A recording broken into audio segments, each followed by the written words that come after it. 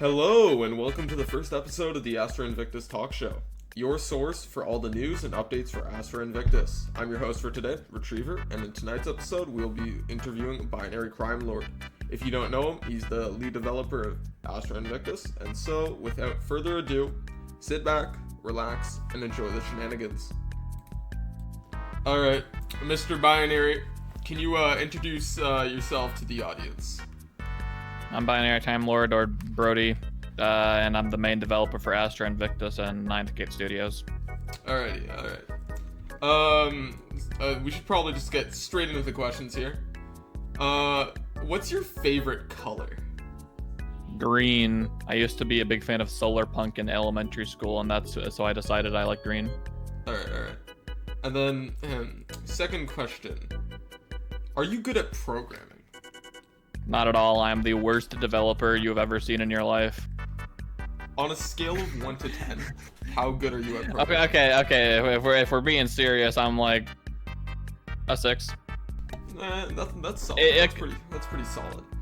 And, like I can code things, I can program things, but it's probably not the most optimal solution. But I can also find those solutions if I put time into it. But I'm not going to be like just pulling them out of my head. Are you saying that you can find solutions, but it's very just, how do I put this very lightly? It takes a lot of trial and effort for you to find solutions. That would be a good way to describe it. It takes a lot of trial and effort for me to make things work. Yeah. Whereas a smarter developer would just figure it out more or less the first time, and obviously there's always going to be bugs when you're programming, but that's whereas I'm creating technical debt, they're not. Yes, that's why you have a workforce of 200 slaves at your disposal. Yep. That's why I'm immediately right now coding a network system that's a little bit better than the one I have right now. All right. Let's get into the next question. What type of systems can we expect next release? Okay, so there's the 7 main sequence stars. So there's I have a list of them. I can go grab sure. Really quickly. So yeah, there's M-type stars, which are red. There is K-type, which are orange. G-type, which are yellow. F-type, which are white. A-type, which are also white but a little bit bluer. B-type, they're blue stars but larger, and O-type are blue stars but even larger. Yeah. And then there's neutron stars. So, and then there's gonna be are there gonna be stuff like dying stars? Is there gonna be what? So, the answer to that question is kind of So, a red supergiant is a dying star. Those are the same word. Uh-huh. They're synonyms, and there are red supergiants in the game. So how it works is that there's a random chance for any star to have a modifier on it that makes it giant sized, or a extra small one. All right. And then this is coming from one of your moderators. How long can I expect the grind to be? So that depends on how much of a group you're working with. So if you're talking about with all alone, it can take a little while to get started just because you're having to place all your buildings manually and by yourself. Yeah. Mm-hmm. But if you're working with a group, which is the group player is the intended way to play the game. This is a team building game. Yeah. You are going to be able to move very quickly. It'll take less than a day for you to get operational. And when I say a day, I don't mean constant play. I just mean that there's going to be some things that take a little while to get started. Yeah. Building on that question, how will automation work? You've talked to us about that before. How do you expect automation to work? Okay, so basically, so in terms of resource production, you'll have planets that have a composition of crust where it's 20% iron, 5% nickel, 5% uranium, 263 or whatever. And so you'd be able to strip mine the crust. Right. And that's just basically you just put something down, wire it up to the power, and then it'll just produce resources. And you can do that as much as you want. And then there'd be vein mining, where you find a specific vein of that material that only gives you that material, but it gives you a lot of it. And then you put a vein miner on top of that, and it's not expandable. You can't just put more and more vein miners on a single vein. There's a limit. On the next question, Magnetar. Now, hold on. Wait, we haven't even gotten you to haven't like. even touched the surface? No. There's more automation there. All right. Okay, well here's another question. I'll let you cook. Okay. So if you have an inventory on the mining platform, how's it gonna get somewhere else? In most factory games, you would have like belts or pipes or something that physically transports that. But we're making a Roblox game, and frankly, that's not performance. Okay. So there will be buildings that have a certain radius around them where all inventories are sort of connected to that central building. They're called warehouses, basically. And this will there be like some lore behind on how it moves between the buildings? Invisible slaves. This is absolutely incredible. Is there anything else you can touch on in automation, or? So yeah, and then there's the thing like, how do I make a gun with bullets? Yes. Well, that's very important. For the first stage of the game development, we're gonna make it a bit more simple. It's basically just gonna be your piping and iron and whatever materials you need, sulfur, into an assembler, and it'll just build a gun, and then it'll just build bullets. And absolutely. It's that simple. That's simple. But as the game grows, the crafting tree, so to speak, will be a bit more complex, but not by a whole lot. Like you'll just be sort of, instead of just making a gun with bullets, it would be like you make a gun, and then you make a magazine, and then you make the bullets, and then you put them together. So it's something simple like that. It won't be too complicated. And then instead of like a generic assembler, there'd be more specific machines that you would be putting in. So you're trying to stray away from like that general sci-fi, really simple assembly type process. Yeah, I don't like the magic technology in Star Trek that just phases things into existence. I think that's kind of boring. 500 and also cigarettes. 500, yeah. If you actually if you were to look at that as a base from an outside perspective, it would be the lamest looking base you've ever seen. It's all just the exact same building over and over again. I think that looks dumb. It doesn't make for a very good varied environment, so I don't want to do that. And obviously, going further, it's not going to be too complicated where like, oh, you need a fucking level 11 chemical fabrication plant to make Xylon B. No, we're not getting that crazy. All right. And then only then there's the question of vehicles, right? Yep. How do you make a vehicle? So in general, there would be like a garage building for ground vehicles, and you would ask it to build shit. You would put the shit into the inventory. And then it would have like a timer of like 10 minutes. Okay, now you have a tank. So would it work similarly to what you told me earlier? So shipyards would work like you need a certain size of shipyard for every type of class and smaller? Something like that? Would that work similarly with ground vehicles? To an extent, like there won't be a very enormous ground vehicles. It's just for like collision mechanic reasons. It's very difficult to make those work without being buggy. Okay. But yeah, there will be to a certain extent, like for aircraft in particular, you wouldn't be able to make like a big heavy bomber in a wing that's only made for interceptors. Yeah. Do you want me to move on to the next question? Yeah, go for it. Now we're done. Yeah, that was probably going to be the longest question. Magnetar. I don't know if I'm pronouncing this correctly. You did it right. That's Magnetar when. So it's like, the neutron star in its early life. Okay, so to an extent, we already have neutron stars themselves. Yeah. But to be frank, neutron stars don't do shit. So in order to make them like interesting environments, all neutron stars are going to be considered magnetars. So they're going to have wacky environmental characteristics like, oh, had an electromagnetic storm, now shields don't exist. So they're gonna have Cope. Each of them are gonna have their own kind of like downside to them. Like, Yeah. will there be extra resources in these types of systems? Neutronium. Okay. It makes your ship invincible. Absolutely incredible. No, yeah, I might do something like that where it's just like a really good type of armor, but it makes your ship like barely move because it's really heavy.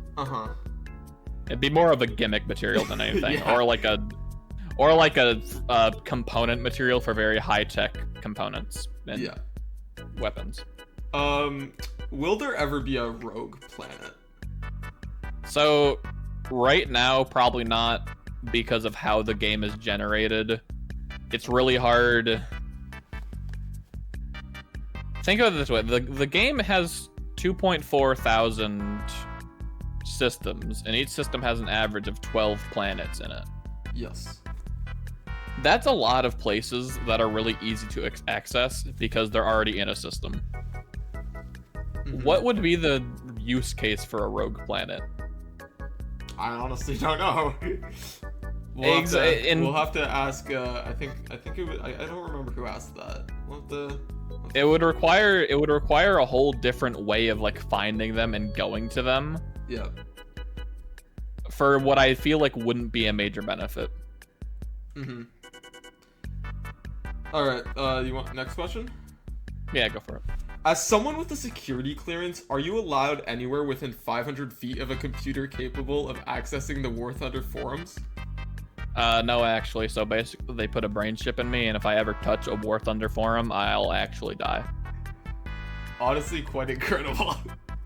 Unfortunately, when I start developing Astra more for fucking ground combat, they never put a brain chip that stopped me from like just copying the stats from real life documents into Astra stats. Oh yeah, so our air defense systems are gonna have exact 1-to-1 correspondence with real life United States Air Force systems. Honestly, it's canon. It's canon. At that point, why should spies even go to the War Thunder forums for leaked classified information? Just go to Astra and Invictus. You're gonna get all the information. This is not a promotion at all for spies from other countries to join the game. Can I get like 1,000 Chinese players concurrent at all times? Incredible. Pretty please. Why has development been so choppy? Because the school year will start, and I'm like, man, I could develop Astra Invictus, but I have homework due, and I can't motivate myself to do something that I know is a lower priority than my homework. But then what I'll do is like, well, I still don't want to do my homework, so then I just end up doing nothing. And then you end up playing the side quest of Minecraft and stuff. Exactly, and then I'll just get distracted with something else. Incredible. Because like if I'm doing something productive, I think I should be doing the most productive thing. But if I'm doing something wasteful, oh well, I don't care.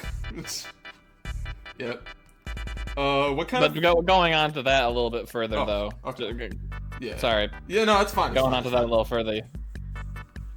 I'm sort of in the mindset right now that I'm just gonna try and get this game out in a playable fashion, and I'm just gonna hope that the fact that people can play it and want to improve will motivate me to continue working more than just like, oh, maybe I'll release in like 2 months. No, we release next week. We cook. Exactly, and then if people actually want stuff like immediately, I'll be more motivated to give it to them, because I'm not like Keth. I'm not gonna be sitting here like, oh, in half a year we might have faction warfare. Are you gonna try and do development more in big updates or small little pieces? Small updates. Okay. It's gonna be incremental. Building on that, what kind of features can we kind of expect in the next release? Okay, when you say next, do you mean like after the first like? After release? the release you get out like this time. Okay. Yeah. So I guess first I'd have to explain what's going to be in the first release. It's going to be an open world PvP sandbox. Everything's going to be free. We might have the ability to spawn structures where you can like spawn in ships from those, maybe. But other than that, it's basically just a big PvP arena the size of 2.4 thousand systems. Yeah. After that, first thing we're going to be getting started on is terrain generation and ground combat. We're going to be adding guns. We're going to be adding infantry combat. Yeah. Maybe some vehicles if we're feeling spicy. Mm-hmm. And we're going to be trying to make a terrain system that's like interesting. I don't want the planets to look boring to look at. Don't. They don't have to. Yeah. Don't. They don't have to be too Pandora. Much. They don't have to be Pandora. Them guessing. But... Let's keep them guessing. Yeah. Yeah.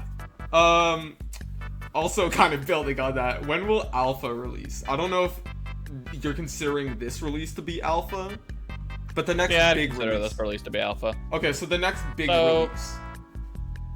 So the next release after this. See, this is one of those things where it's like, if I say it, it probably won't happen. But I'm gonna say it anyways.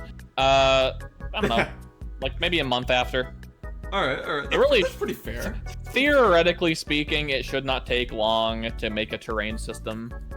I mean, already did it. You already showcased like one. Yeah. Yeah. We already have a terrain system. We have like 3 terrain systems that all have different properties, and I just have to put them together somehow. Yeah. Which shouldn't be too hard theoretically. Yeah. The hard part would be like ground combat, but I'm gonna be real with you. I'm just gonna be copying code from like free models.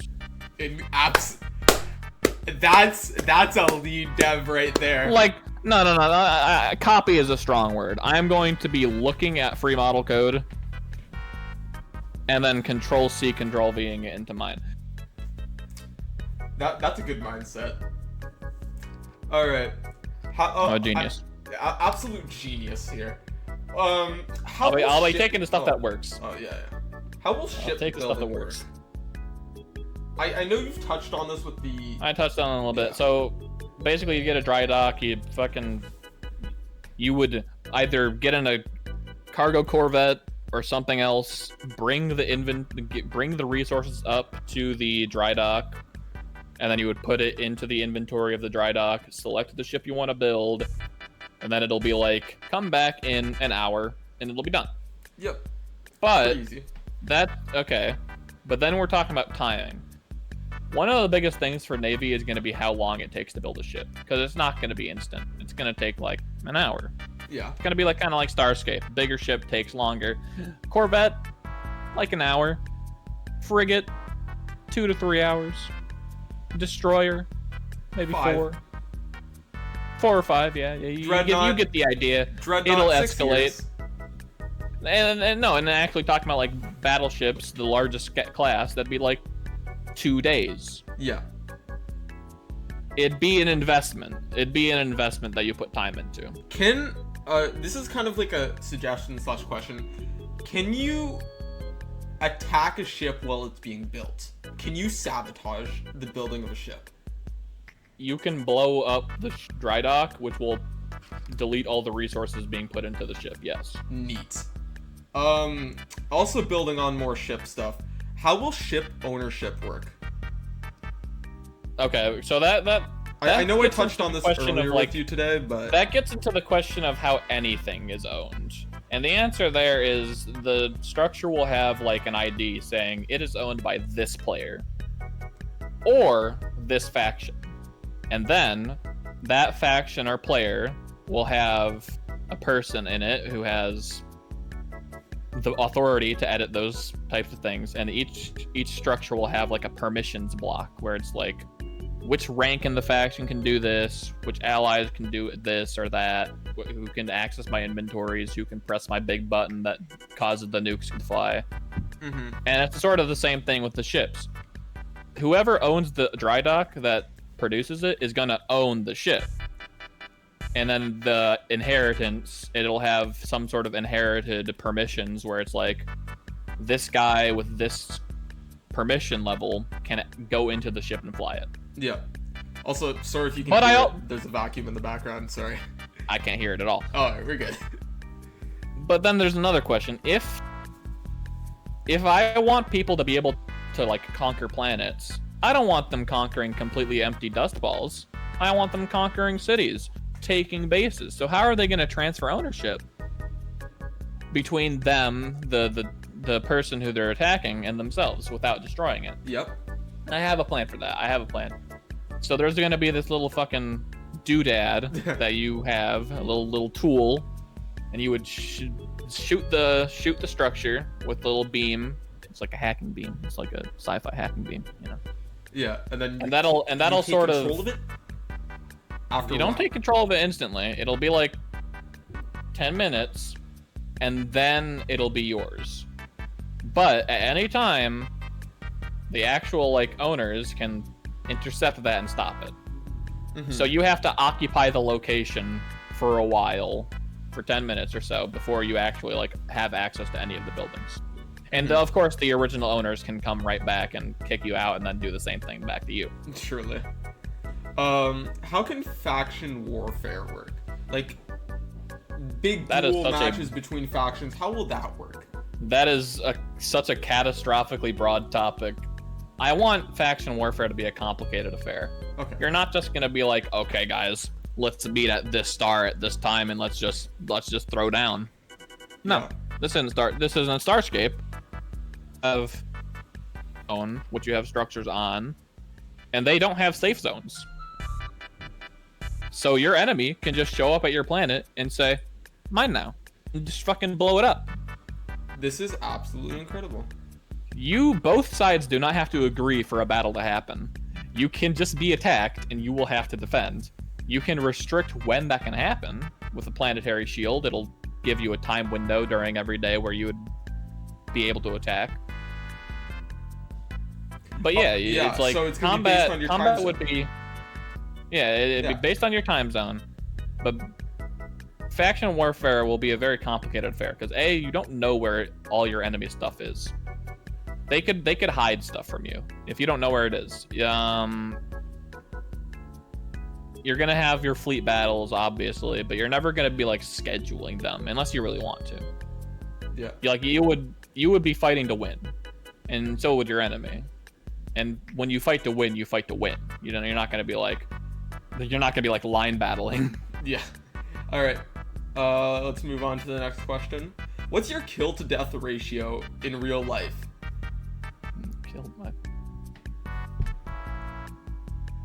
Well, I haven't died and I haven't killed, so that's like 0/0, so undefined.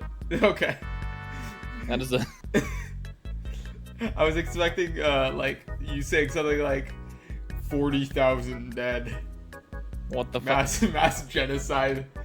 I work in the defense department. We don't attack people. What are you, stupid? Maybe. I mean, maybe. It's possible. It's very possible I'm stupid. Yeah, I work in the Department of Defense. What part of that Defense sounds like attacking other countries? Defense. What part of that implies attacking other countries? You still work with missiles.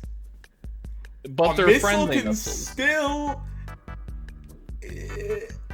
I have not killed any Americans. And are there really any other people? I don't even have a clue. Let's move on to the next question. For legal reasons, that's a joke.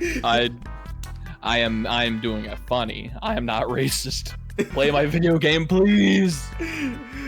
What's the chance of a person encountering another player in the galaxy? If you're just traveling randomly, probably not very big. It's a big galaxy. All right. But if you're like looking for people, like there are ways to see where people would be. Like scanners? Not scanners per se, but like if you look on the map, you can see what would be a good place for a faction to put stuff. Mm-hmm. Like if you have a big gas giant in the habitable zone with a bunch of moons, someone probably lives there. I mean, that depends on how many players are in the game, of course, but like someone probably would see that too and say, hey, that would make a good base location, and you could find them through that method. Alternatively, there will be a community in the game. People will talk. People will show off their bases because they're egotistical, arrogant assholes. Yeah. There are ways to find people, but if you're just warping randomly, there is not a high chance that you will like run into someone. It's a big place. All right. What different play styles would be encouraged in gameplay? So, I guess again, that's a very broad question. Like, just based off like the different ship roles, like what kind of play styles could you expect from the current ships that you guys have talked about? Well, okay, so let me talk about just what we've already done before, where we were doing mock fleet battles. Just completely organically, all of our artillery, quote unquote, missile corvettes formed their own little fucking volley firing legion, went a few kilometers up, and started raining hell on the fucking enemy. I still remember that. I still exactly. I still have PTSD, man. Like, already there are ways where people could be like artillery support, main battle, anti-fighter. They could be in the fighters, in the bombers, repair, that kind of stuff. Repair ships, yeah, cruisers with mobile shields that can protect their ships and sort of in that capacity.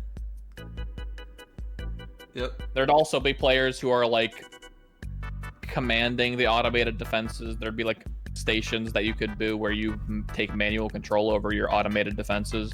Obviously they're not automated anymore, but also, well, you're controlling them, so that's probably better. Yeah. What's the difference between this game and other MMOs or RPGs available currently? Okay, well, let's talk about like Starscape. That's an RPG. It's sort of built for solo play. You're meant to sort of just make your way in the galaxy on your own. You can make a faction, you can be in a faction, but that's not really the focus of the game. In Galaxy, again, that one's built on teamwork, but it's also round-based, and it's also very manual with mining. Mm-hmm. I haven't played Starbase, but I'm like 90% sure it's round-based too. Like, I think everything resets after a while. Mm-hmm. So, compared to all those games that I know of in the space genre, yeah, Astra Invictus is a combined arms military simulator. So it's kind of gonna be like game. Desert Storm. You're gonna say. Can you make the connection to like Desert Storm or like? I would say it's a little closer to Foxhole in that respect. It's okay. Foxhole, if you've played that game. Yeah. Where the focus of the game is always on the combat. You can build bases. You can do logistics. But that's always going to loop back to the combat. You're not just going to be stockpiling resources for shits and giggles. Because there's no safe zone. All those resources you're stockpiling are always in the crosshairs of someone who wants it bad enough. So it's always going to loop back to you're doing stuff because it'll impact the fight. Mm-hmm. Because there's not that sense of total permanence, where if you leave something alone in a safe zone for 1,000 years, it'll still be there. No. If you leave something somewhere in Astra Invictus for 1,000 years, someone's probably going to rob you. It's kind of like 2B2T. Yeah, that makes a lot of sense. And I'm not even joking. What's your plan for balancing different varieties of ships, like the Minotaur and Valkyrie? You know, so balancing is it gonna be the exact same stats? Okay. So the Valkyrie and Minotaur were made in a time period that was weird for the game, where we kind of had the plan to do like 3 separate games. Yeah, like the one arena game and the sandbox. Yeah, in arena, it was supposed to be where 2 perfectly equal factions that were dev made would be fighting each other in a round-based system. And in that case, having them be completely stat equalized makes sense. But in the final game, where it's a persistent open world military simulator, having 2 ships that are the exact same is completely worthless. Mm-hmm. So they're going to be differentiated from one another. Okay. And for in the case in balancing too, we're just going to sort of see how it goes. Like, obviously we'll be making attempts at balancing before a feature is released, but we're just going to release the feature and see what happens in the actual game, and then as necessary balance things based on that. All right. Because the game's not meant to be super permanent. You're not going to feel too bad if something gets released and then it gets used on you. Yeah. And it's a little OP. Yeah. Because you're not losing that much. As opposed to in a game like Starscape, where you can lose days and days of work for whatever reason. Yeah. Building on that, not like building on it, but like connecting to that. After Arena, because Arena was scrapped to my knowledge. It was, yeah, yes. Basically. Is Solstice and Equinox still gonna exist in the Persistent game? Sorry. So yeah, actually, that was something we were talking about last night. Yeah. And I was getting to the topic of, like, for a first-time player, how are they going to get introduced to the game? Because this is a faction game. You're going to want to be in a Discord server talking to other people, planning your invasions and shit. But the first thing I do when I play a game isn't, yes, where's the Discord? I have to go to the faction advertisement channel. Nobody does that. And if I clicked play on a game and the first thing it showed me was, hey, you should join our Discord server, I would quit the game.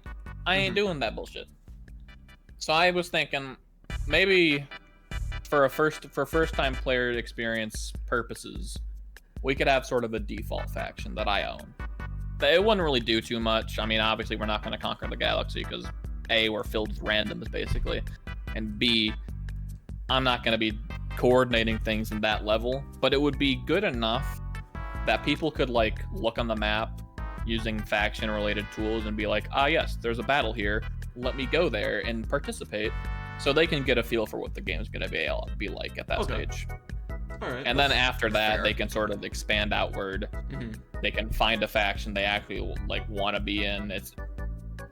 But they won't have to leave it. It's just like it's like they a won't have to faction leave start. Like, it's kind of just like you kind of feel like part of a. I don't know how to say it. It is meant to introduce you to the team-based aspect of the game without just like forcing you to join a Discord and go through so many hoops. It's just kind of to find teammates you could move on with later on in the game. Yeah, exactly. Yeah. To a certain extent, that's also it, where you could sort of meet some people, play with them, and be like, hey, let's go conquer the fucking universe. Yeah. What kind of aliens can we expect? I know that a couple of your devs have worked on some aliens. Like, yeah, so there's definitely plans for like regular animals on habitable planets, or even inhospitable planets, extremophiles. And so in that respect, they're not going to be like a major force in the game. It's going to be like if you're on a forested planet, oops, a bear spawned and it mauled you. Yeah. But it's not going to like destroy your base or anything. It's an environmental just a minor factor. Inconvenience. Yeah, exactly.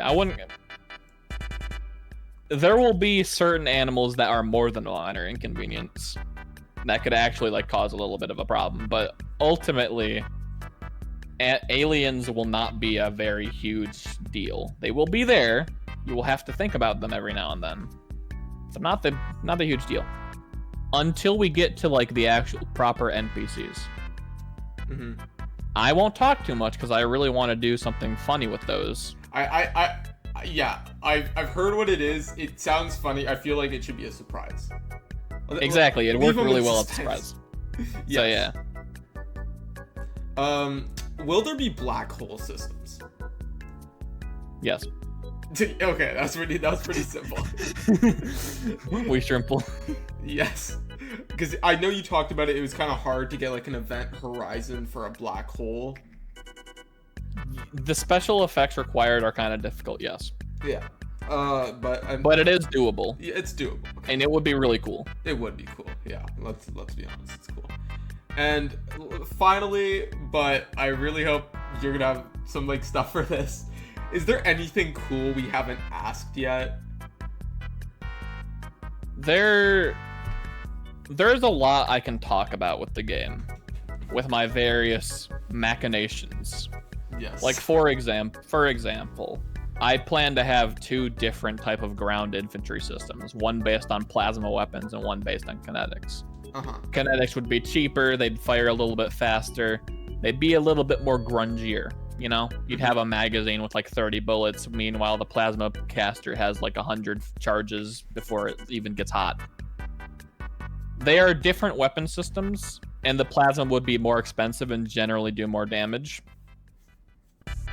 But at the same time, you're not screwed if you're fighting a plasma weapon wielding enemy. Like, you have options. You could get the fucking depleted uranium 50 cal BMG and just fucking shred them if you want. It's all about what you can supply, and that's another thing I feel like should be really clarified when talking about Astra Invictus. There will always be like a best option. There are going to be ships that are like better than other ships. But it's just really about using what you have to your advantage. Exactly, because you're not always going to have access to these level 20 gears that will make the best ship known to man. You're not going to be able to produce those in very high quantities. What determines the meta for any given group is based on what they actually have available to them. Yeah. So I guess let me try my best to make a scenario about this. Imagine you have a planet that produces just a metric shitload of titanium. And titanium's like a really good material for ship armor plating. You have a way easier time making large ships than other factions would, just by virtue of having that system. Yeah. And because of that, you would be able to make larger ships. You would have an advantage in fleet combat. Your enemy would know this, or at least they would try to find out. And when they do find out that there's this one particular planet that's making 50% of the titanium you use for all your big ships, that's going to be a target. Of course. Why wouldn't it be, right? The incredibly interesting problem is that not only do you have to create supply chains to create stuff, you have to defend the supply chains and manage them in the middle of a war where you're fighting someone who's theoretically just as smart as you and can target those supply chains. So it's going to be very largely based on strategy. Exactly. Like, obviously, you're able to play the game. Oh my god, I keep getting my Helldivers notification. Can you hear that? I can hear it, yeah. It's fine. Okay. It's funny. It's funny. I just lost my train of thought. Where was I? Something about strategy. It's going to be heavily based on strategy. Yeah. Okay. So, to a certain extent, the game is going to be heavily strategic. If you find that one critical linchpin in your enemy's defenses and supply chain strategy, and you pull it out and they collapse, that'll be something you can do. Yeah, of course. But to a certain extent, you can sort of just orc it. If the 40k term makes sense to anyone here. You can just sort of be on the hunt for battle without thinking too hard about strategy or supply chains, and it'll work. Like, you won't be incapable of combat that way. It's just gonna be more of a run in, try and kill stuff without like thinking twice. Exactly. Like, you will be relying on skill and raw violence a lot more than an enemy might be able to, because they might be able to rely on consistent supply chain access. Yeah. Whereas if you're really not interested in that aspect, you don't have to play it, but you're gonna have to compensate in terms of like just raw gaming skill. All right, yeah, that makes sense. Yeah. But wait, there's more. No, there's more. Of course. I feel like one. Okay, this is the last thing I'll say. Yeah, no, it's fine. You can go on as long as you want. Is the progression of how battles will work. First stage is the orbital engagement. You would have your big badass space fleet versus their big badass space fleet and all their orbital defense cannons. That would be stage 1. And then you have stage 2, where it's the landing stage, where you're trying to land on the planet, secure a beachhead, and Normandy fuck up their air landings. Yeah, you're trying to do your space Normandy, basically. Yeah. Then you have phase 3, where it's just the regular ground battle. You have your bases, they have theirs. You are trying to pipe in supplies so you can keep the fight up. They are trying to survive off of the supplies they still have, just stored on the planet. Because a reminder, if you won the orbital battle, you'll probably have a blockade up there. They can't ship stuff in, but you can. You have access to your outside resources. They have access to a defensive advantage. And I feel like that will be a key aspect to balancing ground combat and invasions. Alright.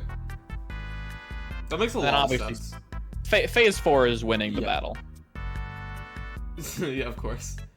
So it's basically just going to be a giant version of the beaches of Normandy. Yeah.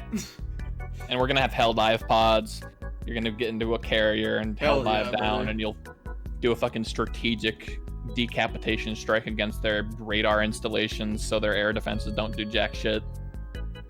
This honestly seems like the perfect type of, like, it seems like an exact replication of all the best wars put together in one big sci-fi mash. See, that's what I'm trying to do. Yeah. I'm not trying to make an RPG. I'm making a military simulator in space. Because I really like military. I can see that. Well, thank you for your time. Oh yeah, no problem. Alright. Don't forget to like and subscribe.